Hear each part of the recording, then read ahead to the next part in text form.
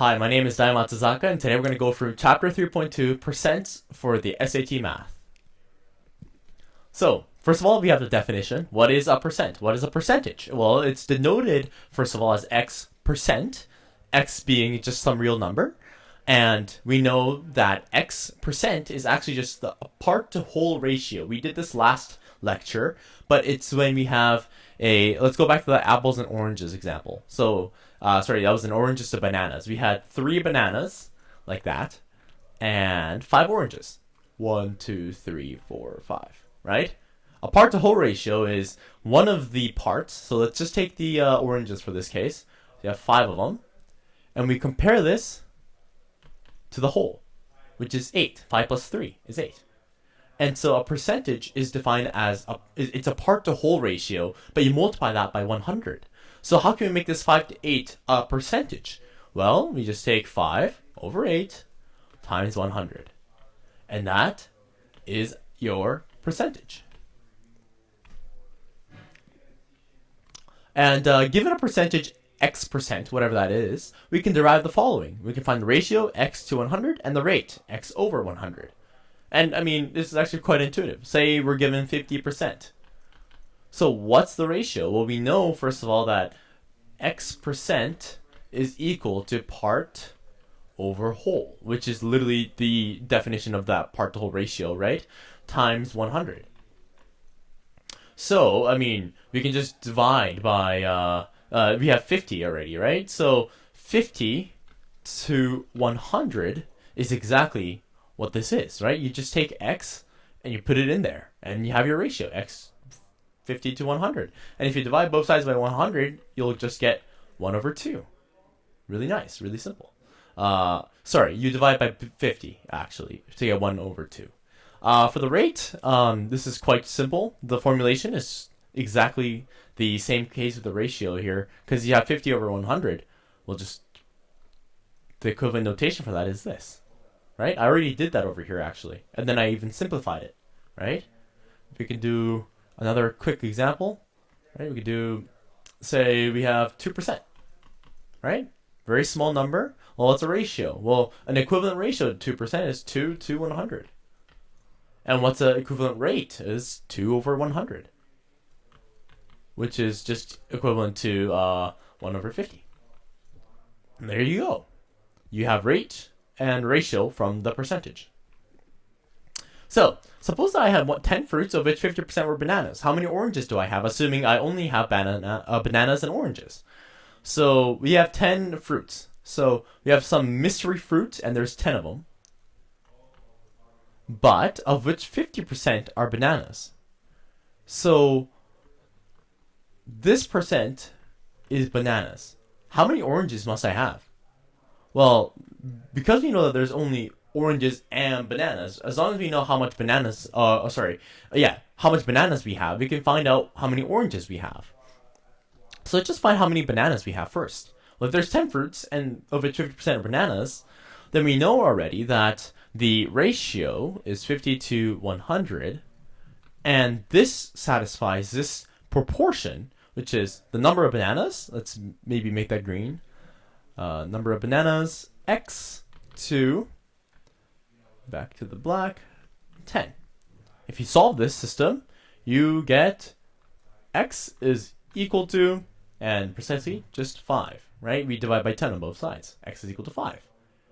And, I mean, once you know that X is equal to 5, and you only have bananas or oranges, it's quite simple, right? Now that you know that there's only 5 here, there's 5 things here, how many things could be here? Well, it's just a matter of 10 minus 5 is equal to 5. So you have 5 oranges. So using the percent and other information like the total number of fruits, you can create a proportion and then find actual numbers of things that you're working with in the question. So now we want to define something called percentage change. I'll just note it as delta percent, percentage change.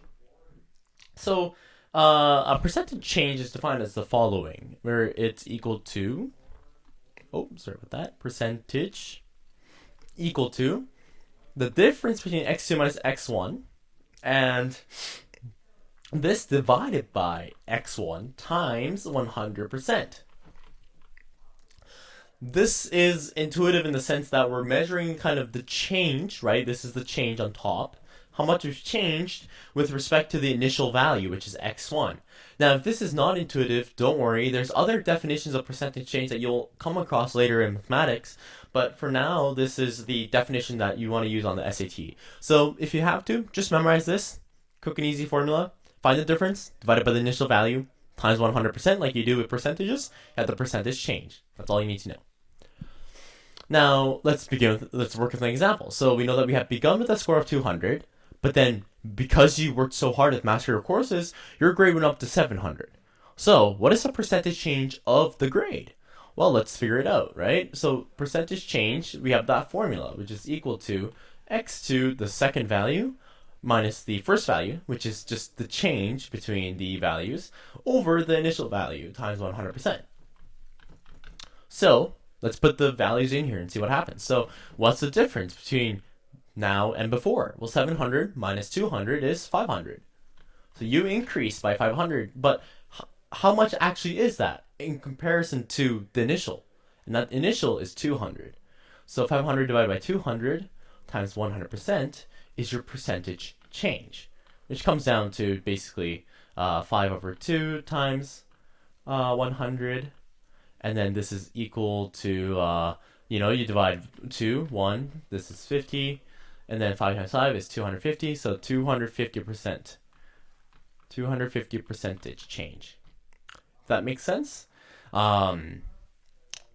Yeah, so the key part is you just need to always use the initial value to figure out how much you're actually changing with respect to that, right? So if your change, for example, were much lesser, or even if it was like say 300. So you went up to 300 from 200. Then your percentage change is 100 over 200. So it's only 50%. Now, 50% is not directly the multiplication of 50% times 200 is equal to 300. It's actually 50% plus the 100% times 200. That gets you to 300. So you really want to keep this intuition in mind, okay? We're not actually taking, okay, we have an initial value. What multiplies to the final value? We're not doing that. That's not percentage change. Percentage change is held with respect to the initial value. Now, there is a different formulation of it that if this is more intuitive for you, you may use this definition. You look at 700 equals 200 times x. We find what x is. In this case, it's going to be 3.5. Then if you subtract 1, or you can do 3.5 times 100 to get the percent change, and then minus 100%, then this is equivalent to the percentage change defined in the SAT.